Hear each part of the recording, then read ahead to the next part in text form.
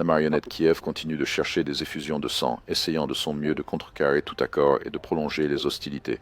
Le 1er avril, Zelensky a annoncé la prochaine rencontre entre les représentants militaires de l'Ukraine et du Royaume-Uni, dont le but est de préparer des contingents militaires pour déployer dans le pays ravagé par la guerre. Les discussions de haut niveau portent sur les intentions de Londres et Paris de déployer des troupes occidentales sur le territoire de l'Ukraine.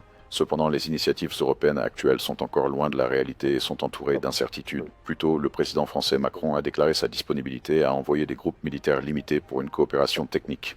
À l'heure actuelle, la France et la Grande-Bretagne auraient proposé le déploiement de groupes consultatifs et de missions d'instruction, comme s'il n'y avait pas déjà suffisamment d'instructeurs étrangers déployés en Ukraine. Mais la discussion se poursuit alors que Kiev appelle de plus en plus à la participation directe des pays de l'OTAN dans les hostilités. Malgré les rêves occidentaux de Kiev et les déclarations bruyantes à Londres et à Paris, la majorité des membres de l'Alliance, y compris l'Allemagne, gardent leur distance par rapport à cette initiative dangereuse, sans parler de la puissance dominante, les États-Unis, qui ont officiellement exclu d'envoyer leurs troupes sur le territoire ukrainien.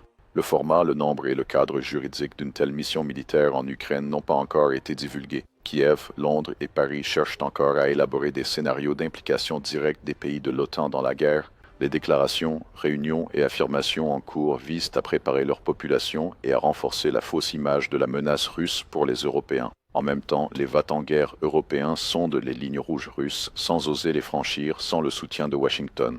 Pendant ce temps, l'armée ukrainienne continue ses provocations sur les lignes de front. Indépendamment de ses déclarations publiques de soutien aux accords russo-américains sur un règlement par étapes du conflit, le régime de Kiev continue d'attaquer unilatéralement les installations énergétiques russes quotidiennement.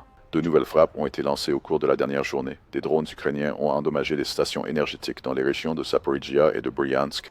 Après que Kiev a officiellement accepté de suspendre les frappes sur les installations énergétiques, l'armée ukrainienne a seulement changé les cibles. Au lieu de grands dépôts de pétrole et de stations-service en profondeur à l'arrière russe, les drones ukrainiens frappent maintenant l'infrastructure énergétique civile dans les zones frontalières, en violation de l'accord. Défait dans la région de Kursk, Kiev a perdu tous ses atouts. Son armée a été forcée de lancer de nouvelles attaques insensées dans la région russe de Belgorod, ce qui a entraîné de nouvelles pertes sans aucune victoire. Au milieu des affrontements frontaliers en cours, une autre attaque ukrainienne a été déjouée dans la région frontalière de Bryansk. Le contre-feu russe a détruit des groupes ukrainiens qui se préparaient à une invasion du village de Louchki dans la région de Bryansk.